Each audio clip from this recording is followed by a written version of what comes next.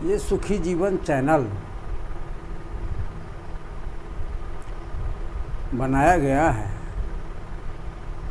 मैंने सोचा कि आज समस्त मानव दुख से त्रस्त है, परेशान है। वह चाहता है कि कोई न कोई मुझे ऐसा विकल्प मिले जिससे कि मेरा जीवन सुखमय हो जाए, मेरे जीवन का सभी दुख खत्म हो जाए। शायद ऐसा आप भी सोचते होंगे। इसलिए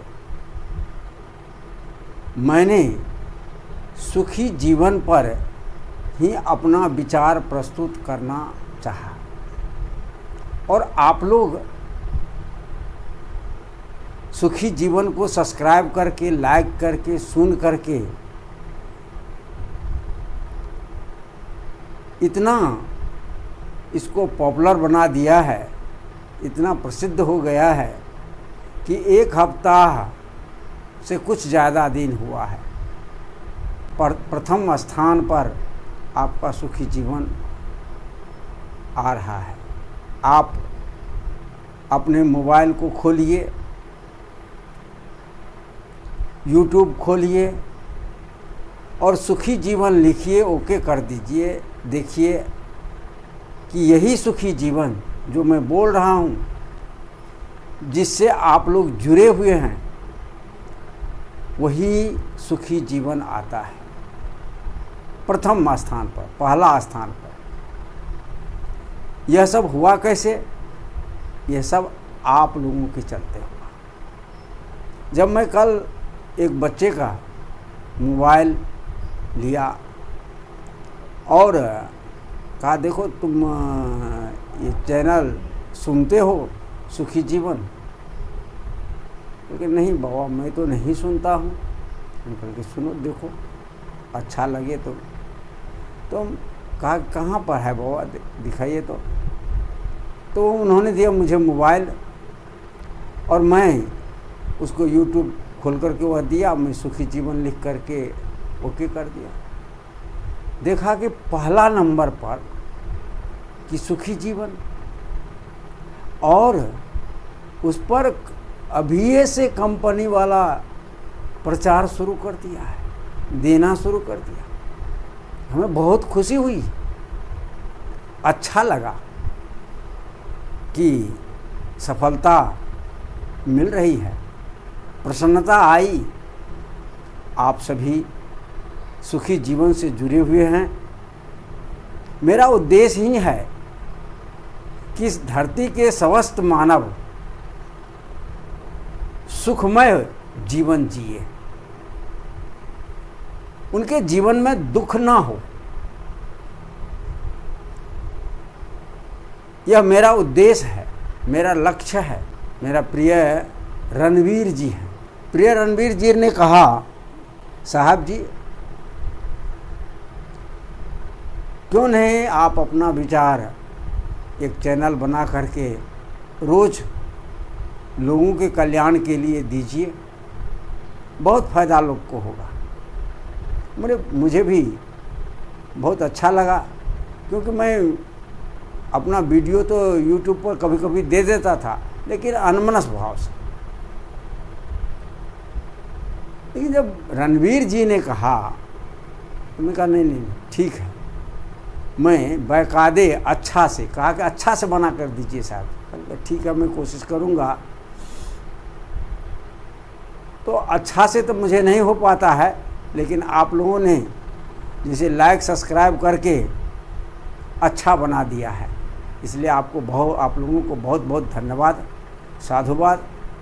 इसी तरह से आप सुखी जीवन के अनेक भाग आपके सामने आएगा, आप उसे सुनेंगे, अपने जीवन में उतारेंगे। एक बात मैं और आपको बता देना चाहता हूँ। बहुत लोगों की मानसिकता होती है कि बाबा जो बोल रहे हैं, तो ये बाबा क्या बोलेंगे? ये तो कहेंगे ये नहीं करो, ये नहीं करो, ये नहीं करो। अरे ठीक है, आप को मैं कहूँगा ये न करो, ये न करो, लेकिन आपको जो उसमें से अच्छा लगे, यदि जो नहीं करने योग्य चीज़ है, नहीं करने योग्य बातें हैं, यदि उसे छोड़ देते हैं तो आपका जीवन जल्दी सुखमय होगा। यदि नहीं भी छोड़ते हैं तो तब भी सुखी जीवन को रोज सुन करके आपके जीवन में, आपके परिवार के जीवन में एक न एक दिन खुशहाली आएगी और निश्चित आएगी।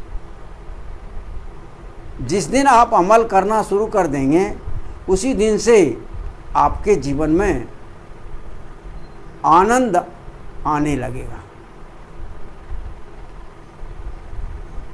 तो सुखी जीवन पर मैं कुछ जो बोल रहा हूँ वो व्यक्तिगत हित के लिए नहीं, क्योंकि मैं तो साधु हूँ।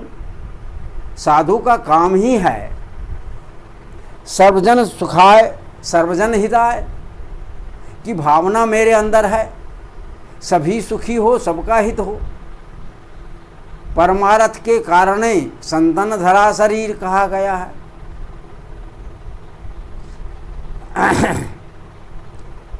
तो ये मेरा जीवन तो आप लोगों के लिए समर्पित है। अब आप लोग मेरे जीवन से, मेरी समझ से, मेरे अनुभव से कितना लाभ लेते हैं वो आप पर निर्भर करेगा। तो आज जो मैं कहने जा रहा हूँ कि सुखी जीवन आपका कैसे हो, किसे हम सुखी जीवन कह सकते हैं। शास्त्र में आया है धर्मार्थ काम मोक्षाणाम यस्योपि न विद्यते अजागलस अस्थनस्तैव तस्य जन्म निरर्थकम। नीति में आया कि धर्मार्थ काम मोक्षाणाम, धर्म अर्थ काम और मोक्ष, ये चार पुरुषार्थ की चर्चा धर्म में हमारे शास्त्रों में किया गया है। कहा यस्य एकोपि न विद्यते, यस्य जिसके पास एक भी नहीं है। तो उदाहरण दे रहे हैं कि अजागलस अस्थनस्यैव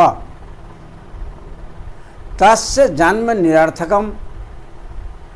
अजा कहते हैं बकरी को। कभी कभी आप देखेंगे कि बकरी के गर्दन में स्तन हो जाता है, वो लटक जाता है स्तन, लेकिन उसका कोई उपयोग नहीं है। न ही वह दूध देता है और न ही वह मक्खर माछी को भगाने के लिए काम में आता है, न ही कोई गुप्तांग को ढकता है। तो वह तो अनुपयोगी हो गया ना, उसका उपयोग कुछ नहीं है। बकरी के गले में स्तन का बकरी के लिए कुछ भी उपयोग नहीं। ठीक उसी तरह से इस धरती पर आपने मनुष्य का शरीर धारण किया, आपने शरीर धारण किया तो जीवन आपने प्राप्त किया मानव, और आपका जीवन सुखी ना हो तो बर्बाद हो गया, बेकार हो गया। तो आपका जीवन सुखी होगा कैसे? उसके लिए चार पुरुषार्थ, धर्म अर्थ काम और मोक्ष, चार पुरुषार्थ है। कहते हैं इन चारों पुरुषार्थ में से एक भी पुरुषार्थ जिसके पास ना हो उसका जन्म बकरी के गर्दन के स्तन के समान है। लेकिन मैं जो चर्चा करने जा रहा हूँ सुखी जीवन, मैं यह आपके जीवन को सार्थक बनाने के लिए, ताकि आपका जीवन सार्थक हो, सफल हो। हमारा जीवन सार्थक और सफल कैसे होगा? 4 पुरुषार्थों के जब समावेश हमारे जीवन में हो जाता है, जिसके जीवन में धर्म हो, अर्थ हो, काम हो और मोक्ष हो, उसका जीवन पूर्ण माना जाता है। उसका जीवन पूर्ण हो गया, अब उसको कोई चीज की कमी नहीं रह गई।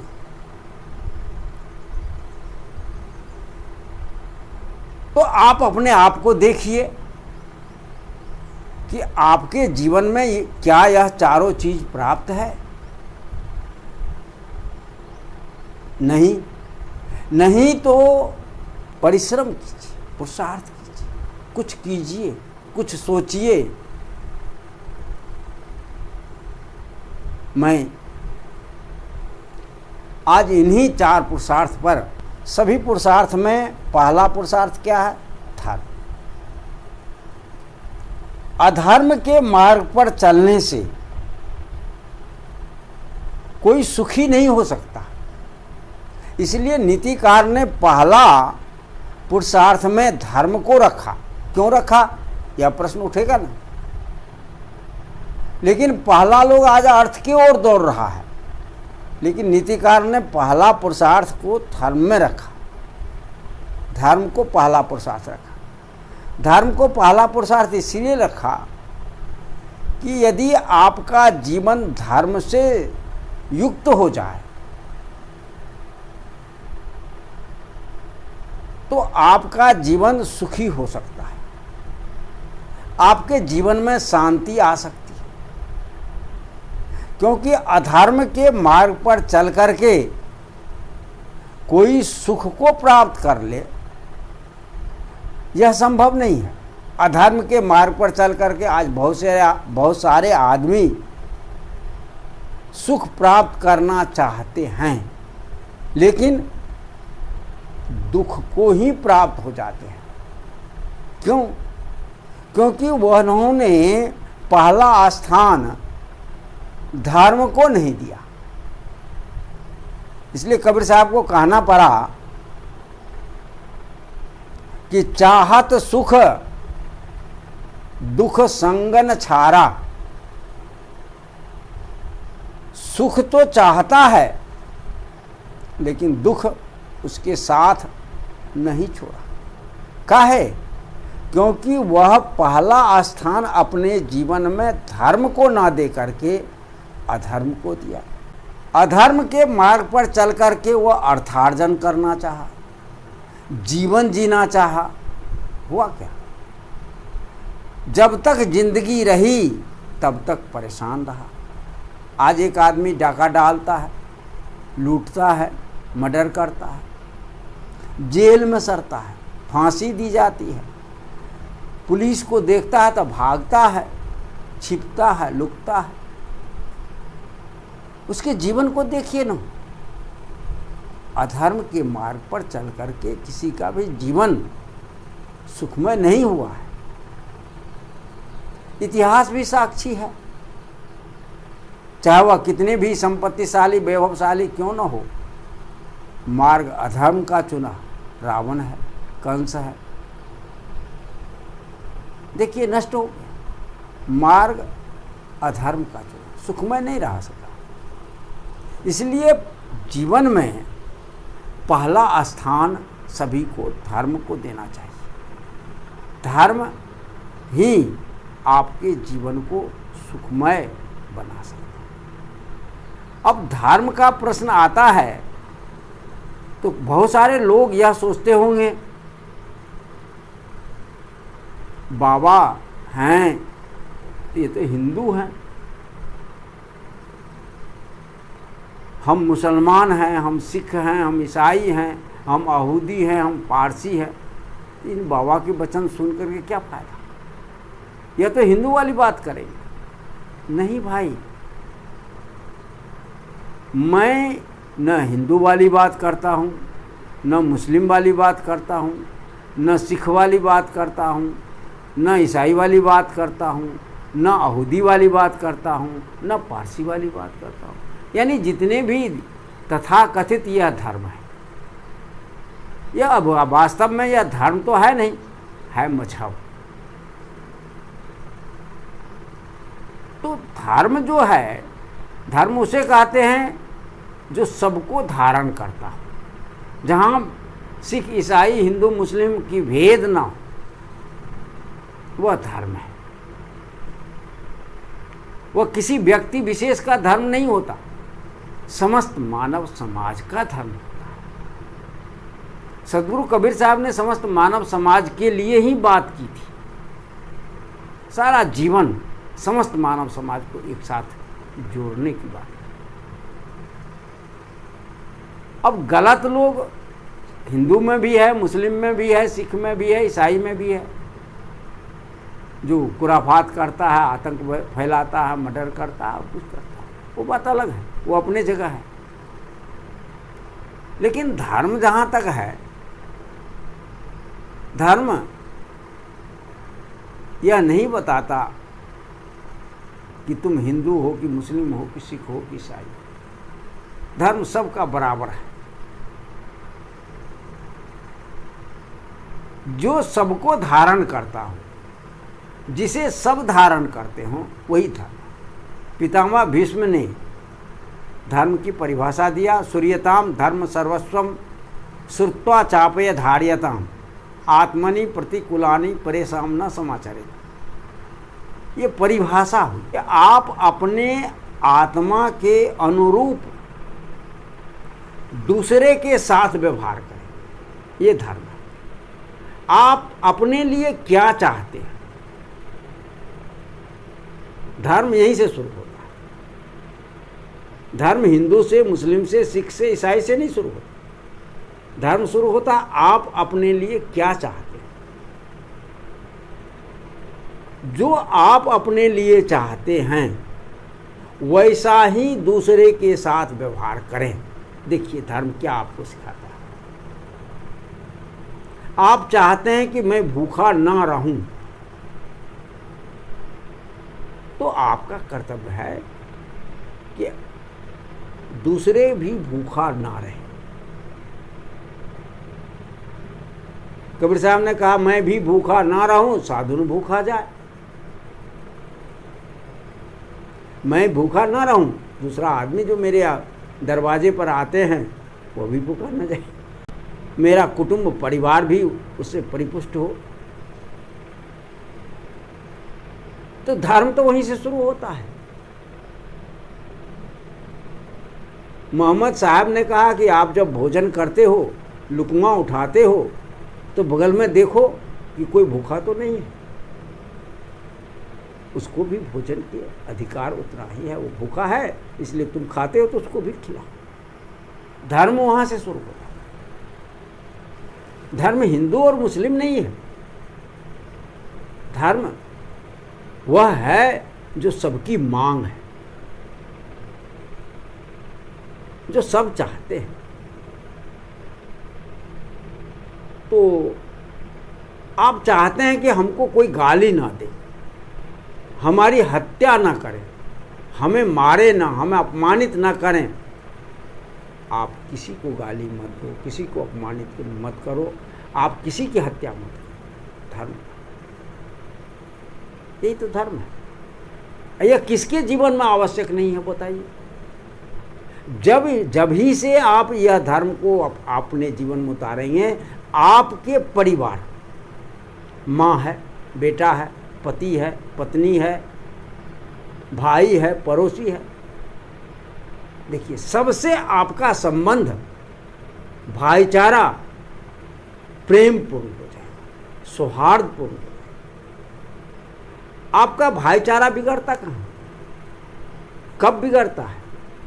जब आप धर्म को अपने जीवन में प्रथम स्थान ना दे करके धन को प्रथम स्थान दे देते हैं। आज देखिए अनेक प्रकार की घटनाएं रात दिन घटती रहती है।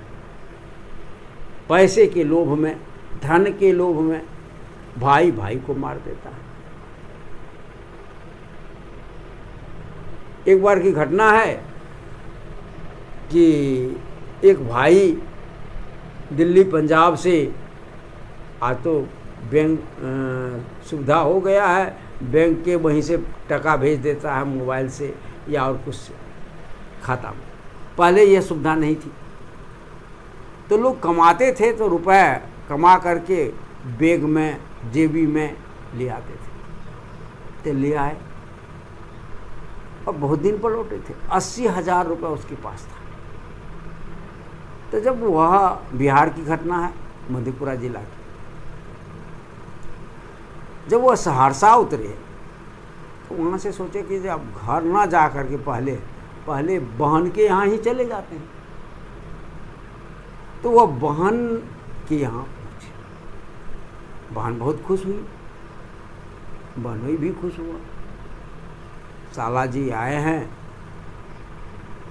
पंजाब से, दिल्ली से कमा करके। बात तो होती है, पैसा तो जेब में रखेंगे नहीं। जब बहन के यहाँ आए तो बुझे कि ये अपना घर है। वो 80,000 रुपये बहन को दे दिया रखने के लिए। कहा बन रखो, कल जब जाने लगेंगे तो हम ले लेंगे और चले जाए। रुपया ली, बक्सा में रख दी। अब उसकी बहन और बहनोई रात भर सोचने लगे क्या करें क्या करें क्या करें। 80,000 रुपये है, उस समय बहुत मूल्य था उसका। अपने ही भाई को और बहनोई के साला, उसके साले को रात में मार दिया। 80,000 रुपये ले लिए। तो अर्थ के लिए भाई को मारा, किसके लिए? अर्थ के लिए। लोभ आ गया। लोभस्य पापस्य कारणम, लोभ ही पाप के कारण है। तो जब भी आप धर्म को पहला स्थान ना दे करके धन को पहला स्थान देंगे तो आपसे गलती हो जाएगी। फिर आपका जीवन सुखमय नहीं रहेगा। आप स्वयं दुखी रहेंगे, दूसरे को भी दुख पहुंचाएंगे। उसका परिणाम तो आप बुझ ही गए होंगे। फिर जेल फेल जो भी हुआ हो, प्रक्रिया तो चालू है, रहेगा। तो क्या फायदा हुआ? यदि वही जीवन में धर्म रहता तो धर्म उसको रोक देता। पता नहीं, ये यहाँ जो है वो धन कमा के लाया है, और मैं यदि कहीं से रुपया कमा कर लाता हूँ तो मेरा रुपया, यदि मैं चाहूँगा कि मेरा रुपया सुरक्षित मेरे पास रहे, मेरा घर रहे, तो मैं किसी के रुपये को कैसे चोरी करूँ, कैसे मारूँ, कैसे लूटूँ? इसमें मेरा पुरुषार्थ नहीं है, मेरा परिश्रम नहीं है। तो धर्म वहाँ रोक देगा। धर्म रुकेगा तो उसकी भी सुरक्षा हो जाएगी और आपको भी शांति मिलेगी। तो जीवन में धर्म का पहला स्थान बहुत महत्वपूर्ण है, बहुत जरूरी है। कोई भी काम करें धर्म परायण होकर के करें। चाहे आप व्यापार करते हैं तब भी धर्म परायण होकर करें। अधर्म के मार्ग पर व्यापार करेंगे, कुछ पैसा तो जल्दी में अर्न कर लेंगे, लेकिन शांति अर्न नहीं कर पाए, शांति आपके जीवन में नहीं रहेगी, सुख नहीं रहेगा। और मेरा लक्ष्य क्या है? आपका जीवन सुखी हो, शांत हो, आनंद से भरे। तो इसलिए आपका जीवन तब सुखी होगा, तब आनंद से भरेगा, जब आपके जीवन में धर्म का पहला स्थान